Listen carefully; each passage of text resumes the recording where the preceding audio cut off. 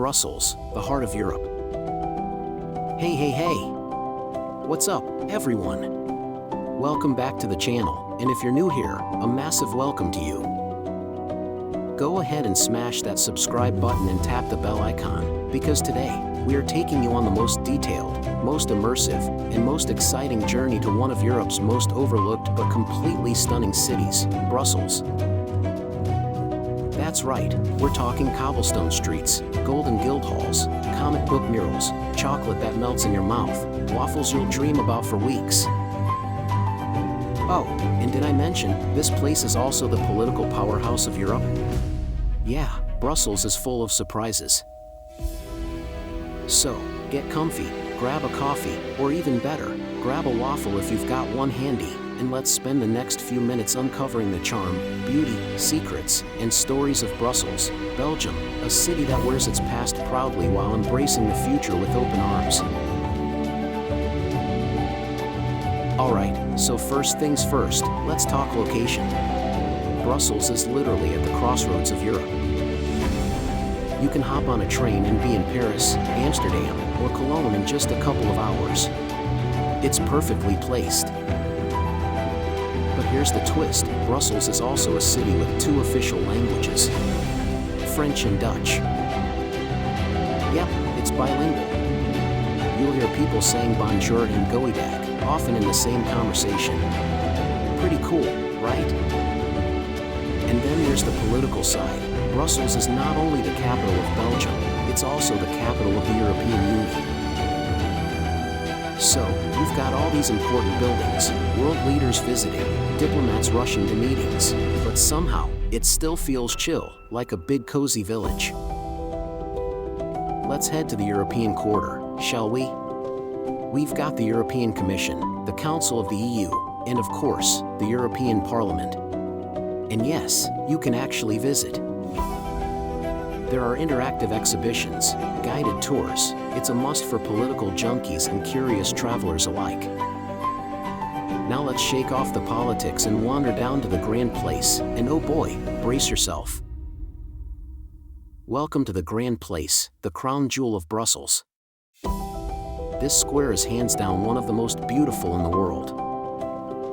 I'm talking intricate Baroque facades, gold-tipped buildings, flower markets, and that town hall that looks like it came out of a fantasy novel. And check this out, every 2 years, they roll out a massive flower carpet across the square. We're talking a tapestry of over 500,000 colorful begonias. It's an explosion of color, tradition, and pride. Just wow. Now let's rewind the clock. Brussels didn't just pop up overnight. This city has over 1,000 years of history under its belt. It started out as a small settlement on the River Seine, and slowly grew into the European hub we know today.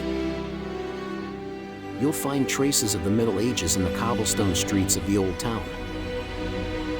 You've got Gothic cathedrals, like the jaw-dropping Cathedral of St. Michael and St. Gudula.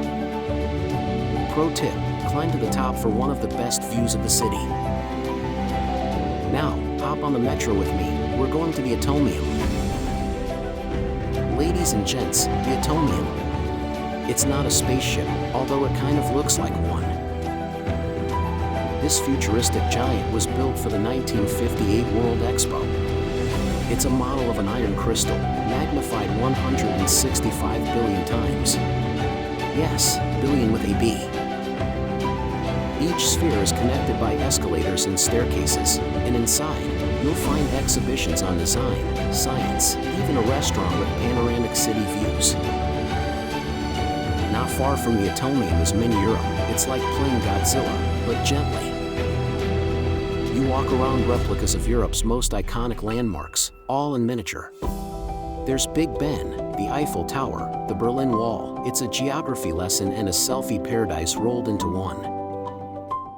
Food heaven, waffles, fries, and chocolate. Okay, foodie fam, it's time for what you've all been waiting for. Let's dig into the soul of Brussels, and yes, that soul is made of waffles, fries, and chocolate. Let's start with waffles. And listen closely, because there are two types you must try.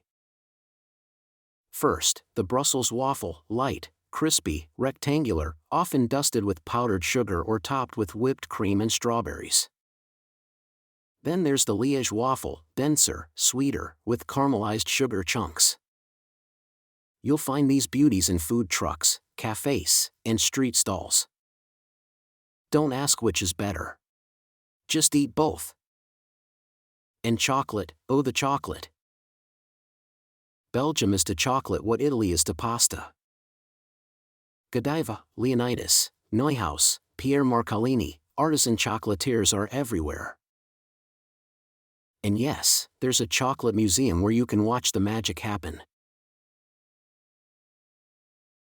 Now let's take a stroll through the heartbeat of the city, its neighborhoods. Brussels isn't just about landmarks. It's about the people, the vibes, the hidden gems. First stop, Excel. Trendy, multicultural, artsy. Great cafes, beautiful ponds, a lively African district with amazing food, think spicy grilled meats, plantains, and reggae beats. Next up, St. Gilles. This is where artists live. You'll see street art, cozy little bookstores, galleries, and bohemian vibes all around. Think of it as Brussels' answer to Brooklyn or Shoreditch. Then we've got the Sablon. Classy, historic, elegant. Perfect for antique lovers and chocolate connoisseurs. Weekend markets here feel like you're time traveling. One more gem, the Morales. It's the old working class neighborhood, now full of life, second-hand shops and flea markets that stretch for blocks. And don't even get me started on the street art. Brussels is the birthplace of Tintin, and the city pays tribute with murals everywhere. There's even a whole comic book route you can follow. Brussels is the heart of Europe, where history meets modernity, and every street tells a story. Whether you're here for a weekend getaway, a cultural adventure, or a taste of world-famous chocolate and waffles, Brussels promises unforgettable experiences. Let's start with Musical Instruments Museum. The Musical Instruments Museum, MIM, in Brussels is a must-visit destination for music lovers and curious travelers alike. Housed in a stunning Art Nouveau building, the museum boasts a collection of over 8,000 instruments from around the world, spanning centuries of musical history. Visitors can explore 4 beautifully curated floors, each showcasing a different aspect of global music heritage, from classical European masterpieces to exotic instruments from Asia and Africa. One of the most captivating features is the audio guide, which allows guests to hear the authentic sounds of many instruments as they move through the exhibits. Located near the Mont des Arts, the MIM not only offers an unforgettable auditory experience but also panoramic views of Brussels from its rooftop cafe, making it an enriching cultural stop on any tourist's itinerary. Alright visitors, next up on your Brussels adventure, you have to check out the Royal Museum of the Armed Forces and Military History. Trust me, if you're into history, or just love exploring cool places, this one's a must-see. It's located right inside Parc du Cinquantenaire, and this place is massive. We're talking about over 12 centuries of military history packed into one incredible museum. You'll see everything from medieval armor to Napoleonic relics, and yes, even tanks, weapons, and some seriously cool military vehicles. But the real showstopper? The Aviation Hall. It's got over 100 aircraft. From those fragile-looking early flyers to sleek modern jets, it's like walking through the evolution of aviation history. Super impressive. And here's a bonus, you can actually go up to the top of the Cinquantenaire arcade for a stunning panoramic view of Brussels. Cameras ready, it's totally video-worthy. Getting there is easy too, just hop off at Schumann or Merode metro stations.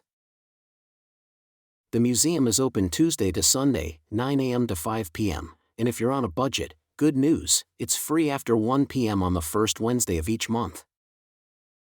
Add it to your list. This museum is way more than just history, it's an experience. Then we've got Ommegang, a medieval festival that brings the 1500s back to life. Knights, jesters, royal parades, it's like stepping into Game of Thrones. Okay, now let's talk about a place that's straight out of a fairy tale, the Royal Gallery of St. Hubert, or as the locals call it, Galeries Royales St. Hubert. This place has some serious old-school charm. Built all the way back in 1847 by architect Jean-Pierre Cloisonnier, it's one of Europe's very first covered shopping arcades, and yep, it still looks amazing today. That glass-paneled roof? It floods the entire space with natural light, making everything feel super elegant and dreamy. Whether you're shopping or just strolling, it's like stepping into another era. The arcade is made up of 3 parts, the King's Gallery, the Queen's Gallery, and the Prince's Gallery. And let me tell you, each one is lined with gorgeous luxury boutiques, authentic Belgian chocolate shops, yes, real chocolate heaven, cute little cafes, and even cultural venues like theaters and a cinema. There's always something going on here. Oh, and it's literally just a minute's walk from the Grand Place, so no excuses to miss it. Fun fact, literary legends like Victor Hugo and Alexander Dumas used to hang out here. So yeah, you're basically walking in the footsteps of history. Today, it's still as magical as ever, a perfect blend of historic charm and modern elegance. Whether you're shopping, people watching, or just soaking up the vibes, the Royal Gallery is an absolute must-visit in Brussels. Alright car lovers, this one's for you. If you're even remotely into automobiles, then Autoworld in Brussels needs to be on your list, like, right at the top. This place is a dream garage turned museum, sitting right in the South Hall of Parc du Cinquantenaire. Inside? Over 300 vehicles, we're talking everything from vintage classics and sleek motorcycles to luxurious royal limousines. It's basically a walk through the history of cars, from the late 1800s all the way to today. What's cool is how the museum's laid out. There are themed zones like the 50s zone, sport and competition, and the super elegant royal zone. Each section tells a different part of the car story, and it's all incredibly detailed and beautifully presented. And get this, the building itself was constructed in 1880 to celebrate Belgium's 50th anniversary. So not only are you soaking in automotive history, you're also inside a historic architectural gem. Double win. Super easy to get to with public transport too. So, whether you're a car nut, a history buff, or just looking for something epic to explore, Autoworld is an absolute must-visit in Brussels. And in winter, oh man, the Winter Wonders Market takes over the city. Fairy lights, ice skating, and festive magic everywhere. Travel tips and perfect Brussels day trips. Thinking of visiting Brussels? Here's what you need to know. Public transport is awesome. Get a STIB pass or use the Brussels card. Try a mix of French and Dutch phrases, locals love the effort. Most museums are free on the first Wednesday of the month. Don't just stay in the center, go explore those neighborhoods we talked about. And guess what? Brussels is the perfect base for quick getaways. Bruges, the Venice of the North, is just 1 hour away. Ghent? 40 minutes. Antwerp? A stylish gem. Even Amsterdam and Paris are only a few hours by train.